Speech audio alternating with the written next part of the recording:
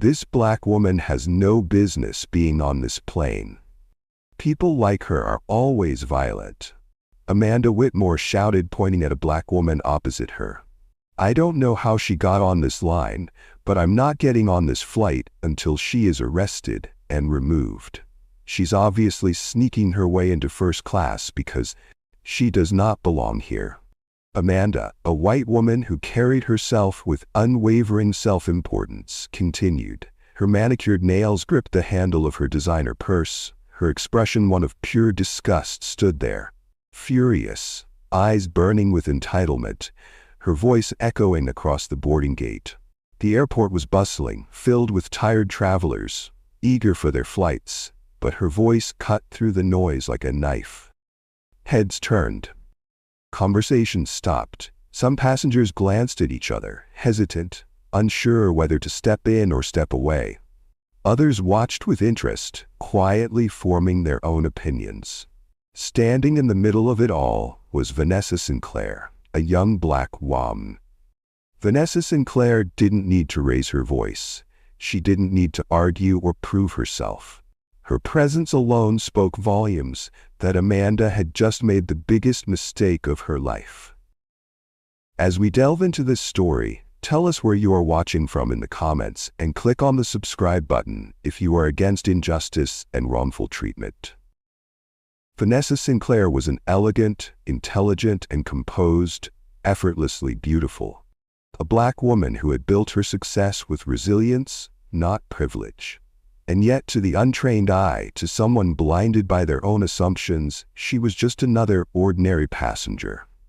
And that's exactly how she wanted it. Dressed in a simple yet stylish travel outfit, Vanessa had no desire to flaunt her wealth or status. In fact, no one on that flight knew who she really was. No one knew that she was the CEO and chief board member of one of the most successful airline companies in the country. Vanessa had never been one to chase validation. She had been out of the country for years, and even the staffs of the airline didn't know her, except the other board members, because she never showed up for meetings and was most times represented.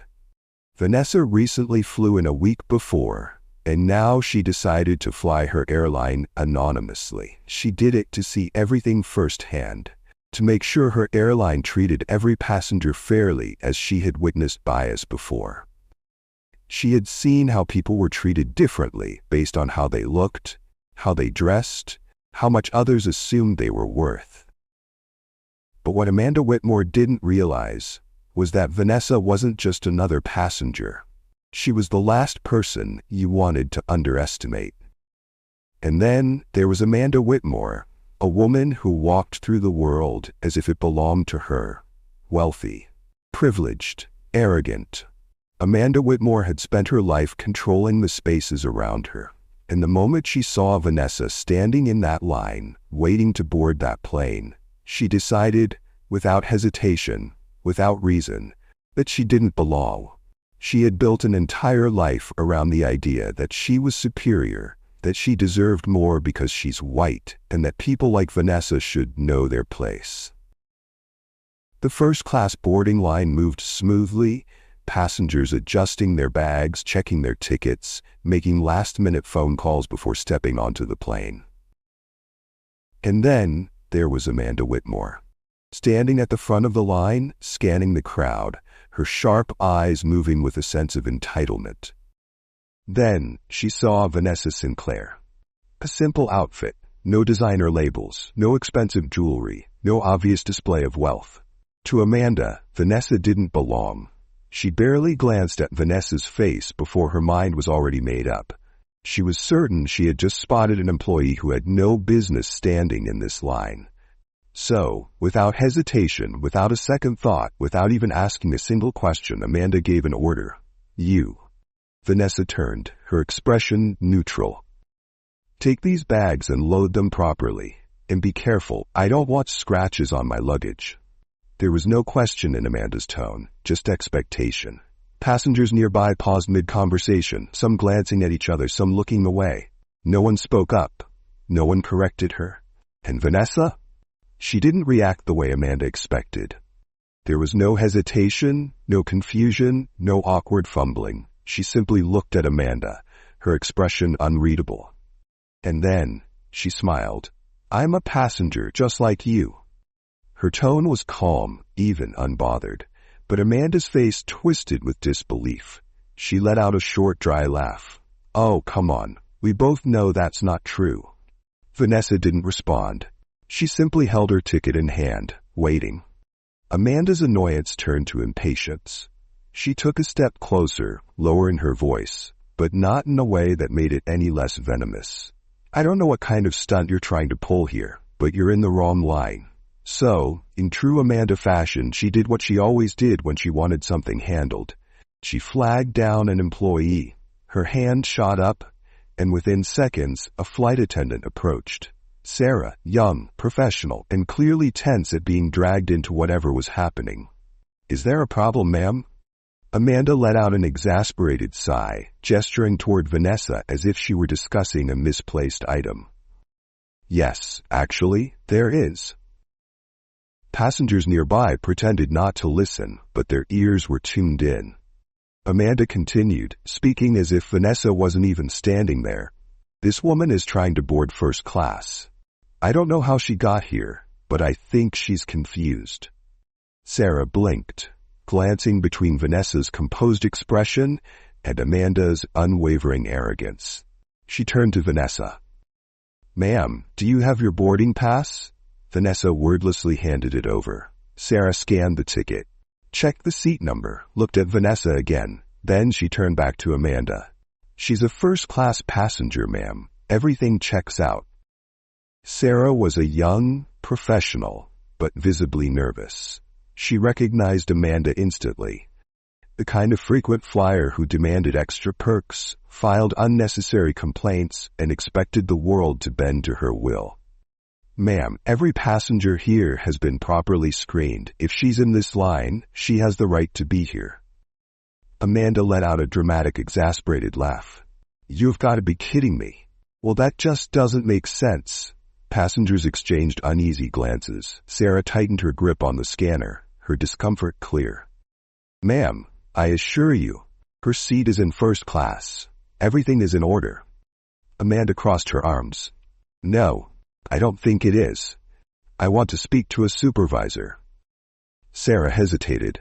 She could already feel the weight of the situation. "There's no need for that, ma'am. She's a confirmed first-class passenger. If you'll excuse us, we need to continue boarding." Amanda stiffened.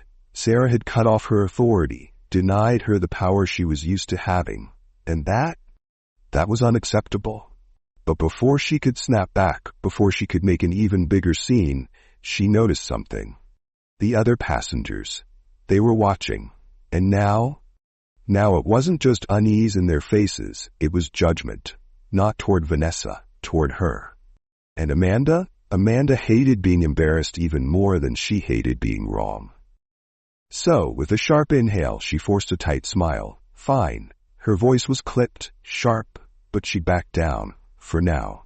And as Vanessa turned to board the plane, unfazed, untouched by Amanda's entitled fury, Amanda stared after her, watching, waiting, because this wasn't over. Not yet. Not even close. And Amanda Whitmore? She wasn't the type to let things go. She was going to make sure Vanessa regretted this moment, and the next one, and the next. Have you ever been in a situation where you were treated unfairly? What did you do? Drop your thoughts in the comments below. And if you believe in standing up for what's right, hit that like button and subscribe, because this story, it's just getting started. Amanda Whitmore stepped onto the plane, her frustration barely concealed beneath her forced, tight-lipped smile.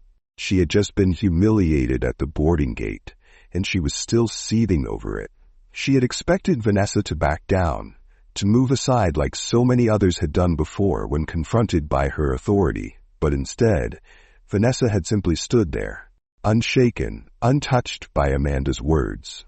Now, as Amanda moved through the first-class cabin, her eyes scanned the seating arrangement, searching for her assigned seat. When she found it, her stomach twisted into a tight knot. She stopped abruptly. Her face paled, then immediately darkened in fury. She was seated right next to Vanessa Sinclair.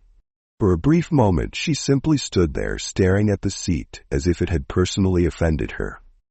Then, before she could stop herself, she let out a dramatic huff, loud enough for everyone around her to hear. "Absolutely not," she snapped. "I refuse to sit here." Passengers turned their heads at the sudden outburst. A flight attendant, already sensing trouble, hurried over, her polite smile barely masking the tension in her eyes. "Is there a problem, ma'am?" Amanda crossed her arms tightly, her fingers pressing into her sleeves. "Yes, there is a problem. I'm not sitting next to her," she said, jerking her head toward Vanessa. Vanessa, for her part, didn't even react. She was already seated, adjusting her carry-on beneath the seat in front of her, her expression calm, as if Amanda wasn't even worth acknowledging. The flight attendant blinked, momentarily caught off guard by the blatant hostility. "Ma'am, these are the assigned seats. We can't make last-minute changes unless there's an available alternative." Amanda let out a dry, humorless laugh. "Oh, I think you can make an exception. There is no way I'm spending this flight next to." She stopped herself, eyes darting toward Vanessa, before she could finish whatever sentence she had been about to say. Vanessa finally looked up, raising a single eyebrow, waiting. She wasn't angry. She wasn't upset. She wasn't flustered. She just watched, quiet, patient, unbothered. That made Amanda even angrier. The flight attendant, growing more uncomfortable, spoke again, keeping her tone measured. "I understand your frustration, ma'am, but we're fully booked. We don't have any open seats in first class." Amanda's lips thinned. She turned toward the other passengers, scanning the cabin as if expecting someone to volunteer to trade seats. Silence. Passengers quickly busied themselves with their phones, flipping through in-flight magazines, avoiding eye contact. No one was about to get involved. Amanda wasn't used to this. She wasn't used to being ignored. Her temper flared hotter. "There has to be another seat. I cannot sit here," she insisted. The flight attendant hesitated, then sighed. "Let me check with the crew." Amanda folded her arms tighter, her nails digging into her skin, watching as the flight attendant disappeared toward the front of the cabin. Vanessa exhaled slowly, refocusing on her bag, adjusting her belongings with a kind of patience that made Amanda's blood boil. How could she just sit there, unbothered, while Amanda was being so obviously inconvenienced? Moments later, the flight attendant returned, offering an apologetic look. "I'm sorry, ma'am, but as I said, the flight is full. There are no other available first-class seats." Amanda's eyes flashed with irritation. "That's unacceptable." She turned toward the other passengers again, louder this time, her voice filled with exasperation. "Someone switch with me, please. Anyone." Again, silence. Passengers pretended not to hear her, looking out the window, scrolling through their phones, suddenly interested in anything but the entitled woman, demanding a seat change. Just when it seemed like no one would step up, a voice spoke. "I'll switch." Amanda turned sharply. Across the aisle, a middle-aged man with warm eyes and a quiet demeanor met her gaze. He was dressed in a navy suit, his posture relaxed, his expression unreadable. The flight attendant's shoulders sagged in relief. "That would be very helpful, sir." "Thank you."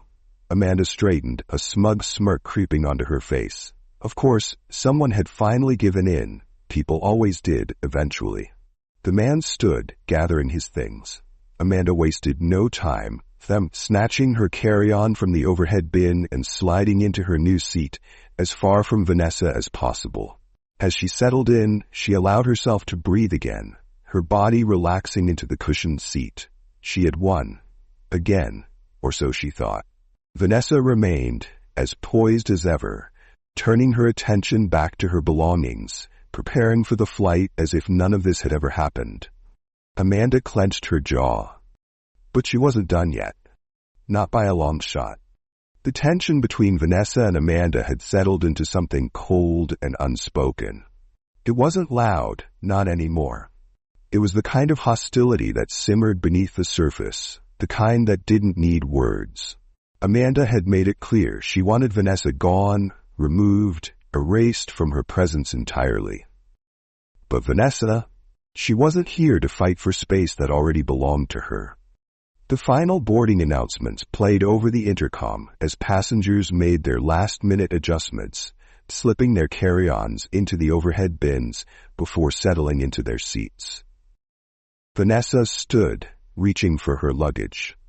The overhead bin above her seat was already packed, filled with suitcases from early boarders. She didn't make a fuss, didn't sigh in frustration, didn't even hesitate. Instead, she scanned the cabin for a nearby compartment with room. It didn't take long to spot one, a nearly empty bin just across from her seat. The only problem? It was directly above Amanda Whitmore. Vanessa took a breath before stepping forward, lifting her carry-on with ease. It was a logical choice. There was ample space, and the bins were shared. It was nothing more than a practical solution to a minor inconvenience. But just as she was about to place her bag inside, a sudden, forceful movement stopped her. Amanda's hand shot out, snatching Vanessa's suitcase from her grip, yanking it down with unnecessary force. The bag slammed onto the floor with a loud, jarring thud. Gasps rippled through the cabin. Passengers turned in their seats, eyes widening at the sudden aggression. Some whispered, others sat frozen, unsure of whether to intervene. The energy shifted instantly. Amanda was already standing, her face twisted in disgust, eyes blazing with something ugly. "Absolutely not," she snapped, her voice sharp enough to cut through the air. "You are not putting your things near me." Vanessa blinked, staring at Amanda with an unreadable expression. Slowly, deliberately, she bent down, picked up her bag, and dusted it off. Her composure didn't waver. She didn't lash out, didn't retaliate. She simply stood tall, adjusting the strap of her carry-on with quiet patience. "Amanda," she said, voice level but firm, "this is a shared cabin. Overhead bins don't belong to individual passengers." Amanda's hands clenched at her sides. Her breathing had grown heavier, more erratic. "I don't care," she spat. "I don't want your things anywhere near me." Vanessa let out a slow breath. "I'm just putting my luggage away. That's all."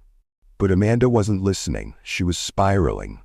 Because Vanessa wasn't backing down, and Amanda couldn't stand that. "No!" Amanda suddenly screeched.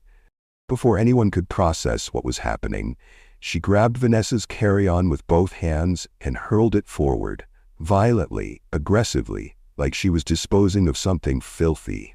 The suitcase hit the ground with another heavy thud, louder gasps. Passengers sat in stunned silence. A woman across the aisle put a hand over her mouth in shock. The energy in the cabin had shifted even further.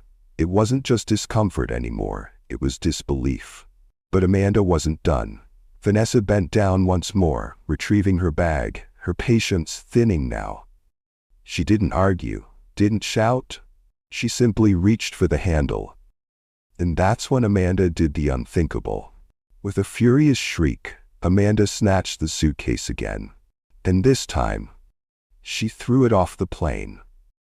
Passengers sat frozen, unable to process what they had just witnessed.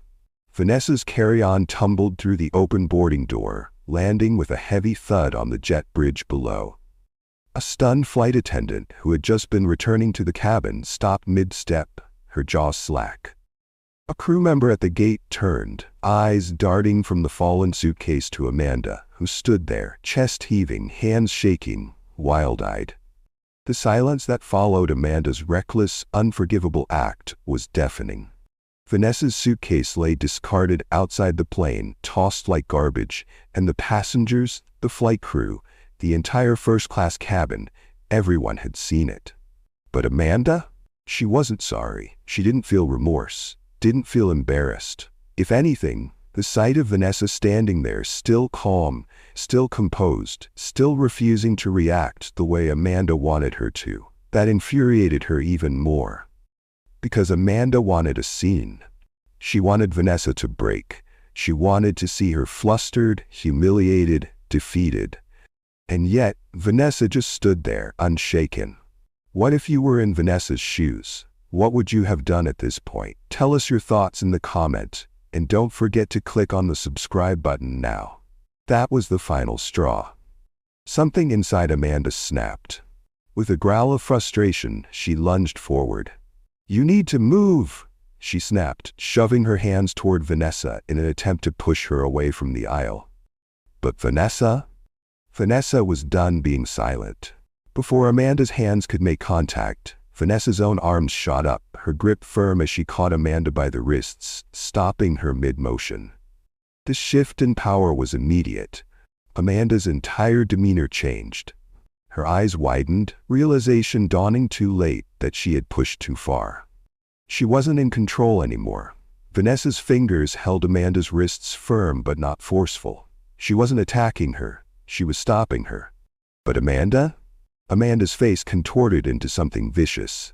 She yanked at Vanessa's grip, and her voice rose to a shriek. "Let me go! You're hurting me!" Her sudden outburst was loud enough to be heard across the cabin, and that was when the supervisor came rushing in, eyes wide, her face a mix of shock and disbelief. "What is going on here?" Amanda didn't miss a beat. She immediately switched tactics. Her entire body trembled and her voice turned high-pitched, desperate, playing the victim flawlessly. "She attacked me," Amanda wailed, pointing at Vanessa with a dramatic, shaking hand. "She grabbed me. She got violent. I was just defending myself. That's why I threw her bag out. She was threatening me." Vanessa, still composed, slowly released Amanda's wrists. Her expression remained calm, but there was a flicker of something in her eyes now. "That's not true," Vanessa said. The supervisor looked between them, clearly trying to process what had just happened. "Hold on, let's slow down for a second," she said, her voice uncertain.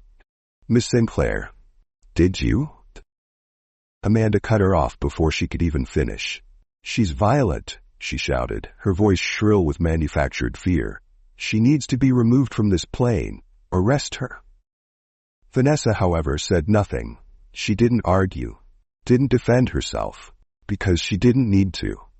Within minutes, 2 uniformed security officers boarded the plane, their expressions unreadable as they approached the first-class cabin. The entire plane fell into a tense silence. One of the officers, a tall man with a no-nonsense demeanor, spoke first. "We've been informed there was an incident involving a disruptive passenger," he said, scanning the cabin. His eyes landed on Amanda, who was still playing the part of the terrified victim, hands shaking for dramatic effect. "Yes, officer," Amanda blurted out, her voice breathless, trembling. She pointed a perfectly manicured finger at Vanessa. "She threatened me. She got violent. She grabbed me. I don't feel safe sitting here." Vanessa remained still, her expression entirely unreadable. The security officer turned toward her, his expression neutral but firm. "Ma'am, is that true?" The weight of Amanda's accusation hung heavy in the air as the security officer stood in front of Vanessa's seat. Passengers sat frozen, the tension thick enough to suffocate the entire cabin. Vanessa, still poised, still refusing to shrink under the scrutiny, sat with her hands resting on her lap, watching everything unfold. Amanda, however, was far from calm. The moment she saw security step in, her confidence surged back. She straightened her posture, her breath still uneven from her fake tears, and turned her full attention to them, her allies. "She was aggressive," Amanda exclaimed again, her voice pitched just right, carefully wavering to sell her act. "She grabbed me, and she wouldn't stop. I was terrified. That's why I had to defend myself. It was a masterful performance, and it was working." The security officer nodded firmly, his expression serious as he looked back at Vanessa. "Ma'am, we're going to need you to come with us." Was the security officer right to try to arrest Vanessa and kick her off the plane without finding out the truth? Let us know your thoughts in the comments and click on the subscribe button if you're hooked with this story. A few passengers gasped audibly. Others shifted uncomfortably, their faces twisting in disbelief. Some who had missed parts of the argument earlier now assumed the worst. Vanessa remained silent. She didn't argue, didn't plead her case, because she knew something Amanda didn't. The lead security officer gestured for Vanessa to stand. "We're going to need to remove you from the flight, ma'am." Amanda folded her arms, her expression smug now. She had won, or so she thought, because just as the security officer reached for his radio to call for backup to remove Vanessa out of the plane, a new voice cut through the air like a blade. "That won't be necessary." The entire cabin went still, heads turned, and there, stepping onto the plane with effortless authority, was a sharply dressed airline executive. Behind him stood two more high-ranking officials. Their expressions were unreadable, but their presence alone sent a shockwave through the first-class cabin. A thick, uncomfortable silence settled over the first-class cabin. The presence of the airline executives had already turned the entire situation upside down, but what happened next would change everything. The lead executive, a man whose very posture radiated authority, took a step forward, his sharp eyes shifting from the security officers to Vanessa. Then, with a calm, steady voice, he spoke the words that would make the entire plane hold its breath. "Miss Sinclair, I deeply apologize. We had no idea you were on this flight." Gasps rippled through the cabin. Passengers sat up straighter, eyes widening. Some exchanged shocked glances, others simply stared, trying to process what they had just heard. But the most notable reaction? Amanda Whitmore.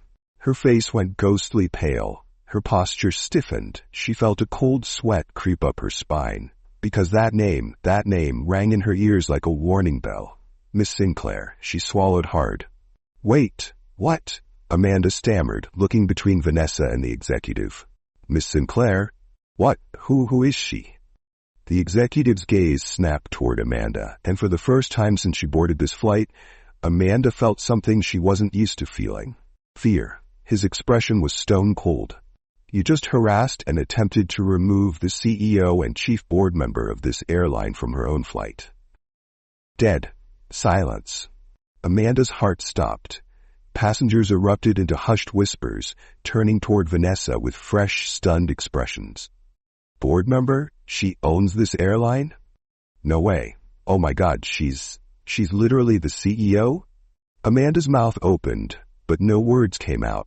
Her thoughts were scrambling for an escape, a justification, an excuse, but nothing came.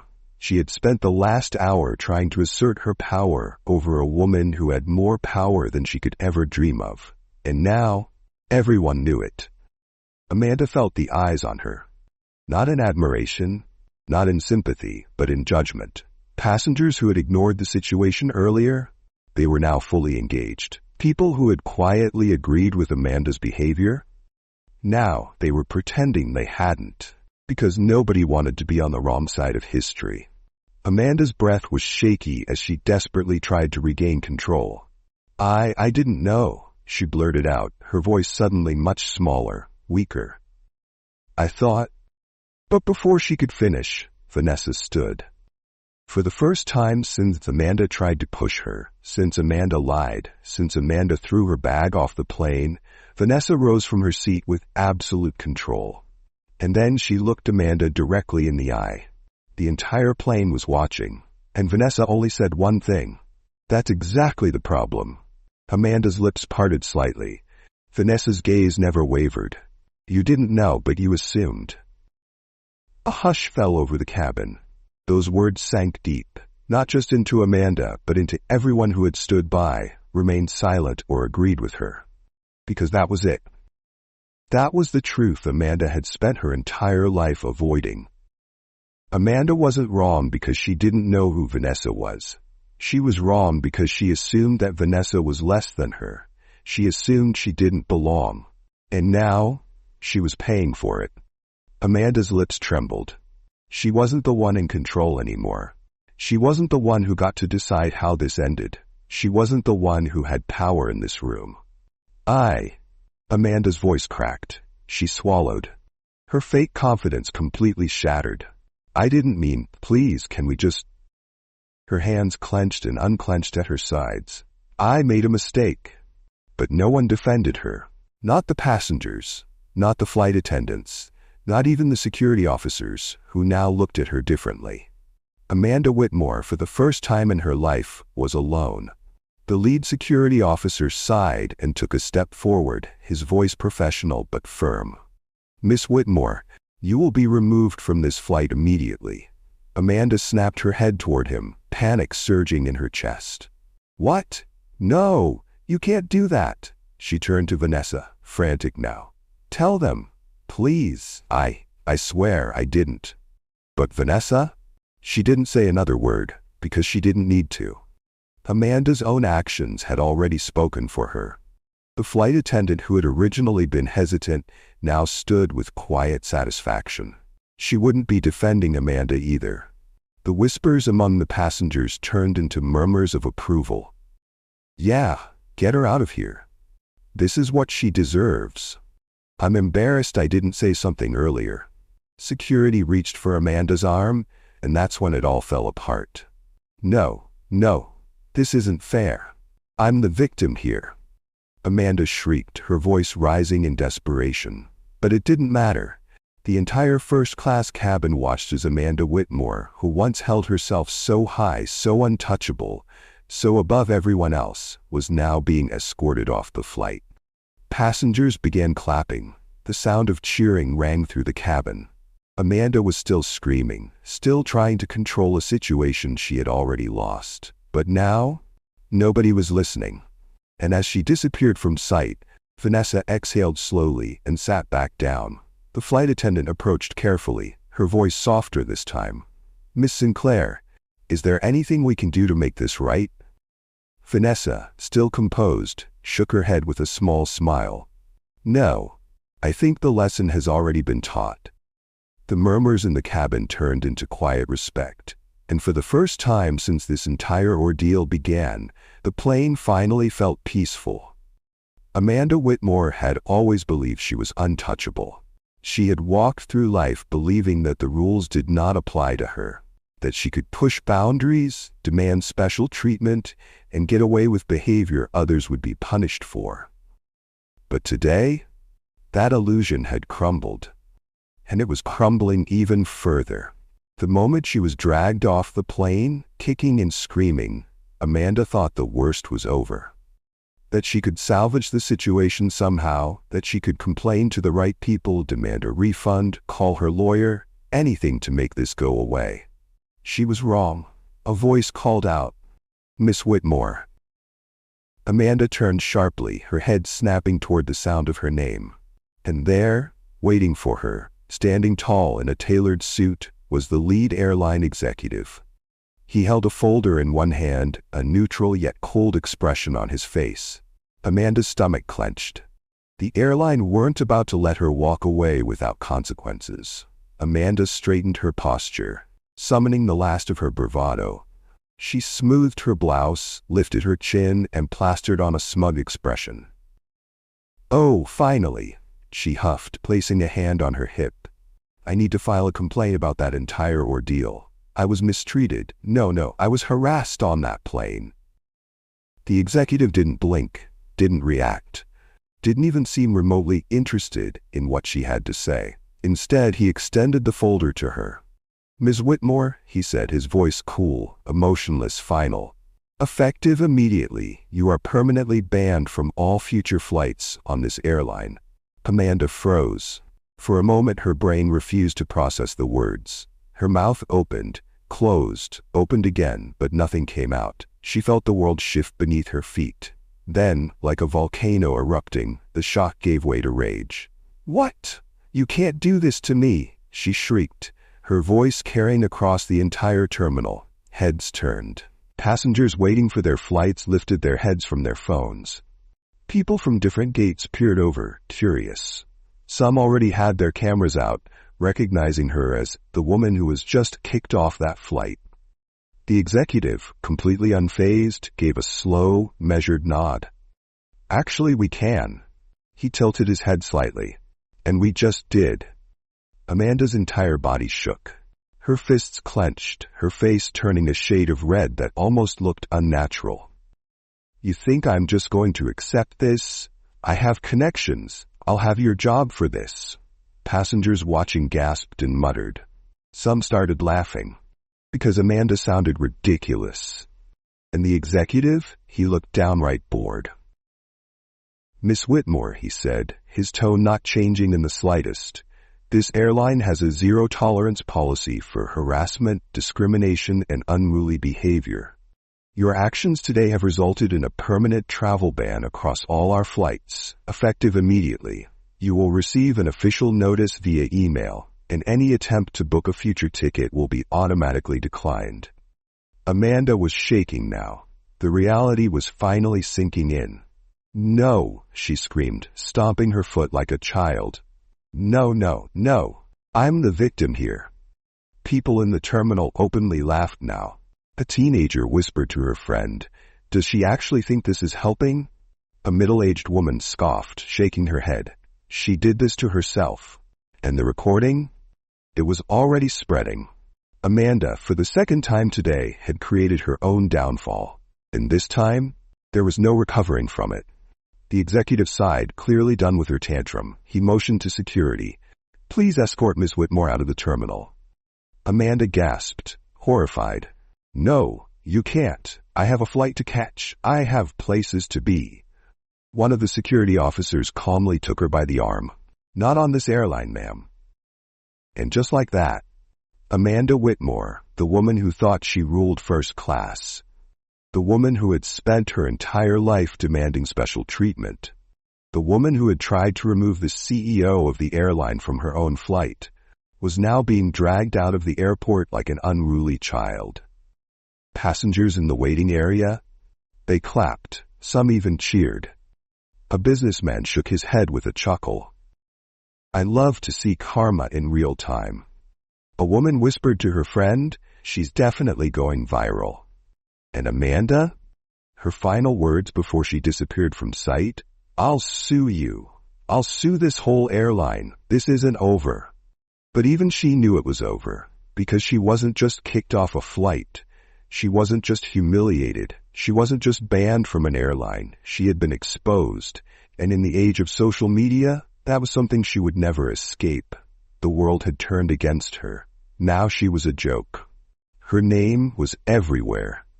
News outlets had picked up the story within hours.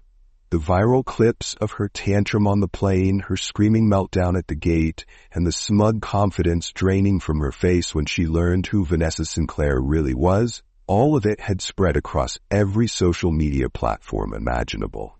People were dissecting her every word, her every action. They weren't just talking about the flight. They were digging into her past. And Amanda? She was losing everything. Her inbox was flooded with angry emails. She had been let go from multiple business engagements. Brands she had partnered with were cutting ties. Her family was receiving messages from reporters, asking for statements.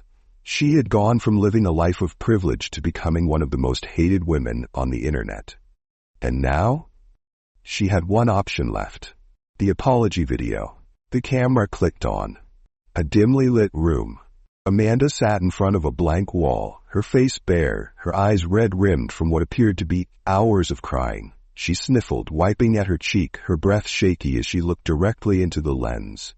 I made a terrible mistake." She took a deep, trembling breath. "I was wrong." Her voice cracked at just the right moment. "I let my ignorance cloud my judgment.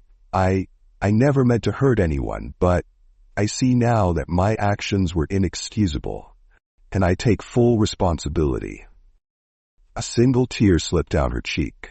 She let it stay there. The dramatic pause. The perfect balance of remorse and fragility. She had studied apology videos before. She knew exactly how to make herself look like the victim. "To Miss Sinclair," she continued, voice barely above a whisper, "I deeply regret how I treated you. I don't know what came over me. I was overwhelmed, I was frustrated, but that doesn't excuse my behavior. You didn't deserve that. No one does." She exhaled shakily as if the weight of her actions was just now hitting her. "I've spent the last few days reflecting, and I realize now that I need to change. I need to listen. I need to learn. And I promise to do better. Her lips trembled. I hope the world can find it in their hearts to forgive me. Her voice faded into silence. She let the weight of her words linger. Then, with a final broken breath, she ended the video. She posted it within minutes. The caption read, "I'm truly sorry. Please take the time to watch this and understand my heart." For a moment, she sat back, watching the screen, waiting. Would people accept it? Would they finally stop attacking her? Would she get her life back? The first comment came in, then the second. Then the flood began, and Amanda's stomach dropped. Because instead of sympathy, instead of support, instead of forgiveness, she saw this. Nah, you're just sorry you got caught. We don't believe you. You had no remorse when you were throwing that bag and trying to get her arrested. Too little, too late. Classic PR apology. Zero emotion, zero sincerity, zero accountability. The likes on those comments skyrocketed. More poured in. People mocked her, dissected her video, called out her forced tears, pointed out how she was still making it about herself. Memes exploded. Someone posted a compilation of her apology mixed with her screaming on the plane. Another edited the video to add fake Oscar-winning music behind her performance. One tweet went viral. If you ever feel bad about your mistakes, just remember that Amanda Whitmore thought she could fake cry her way out of this mess and made it even worse. Over 1 million likes. Amanda felt sick. She had thought, hoped, that this would be enough. But the world had already made up its mind. Her apology wasn't an apology.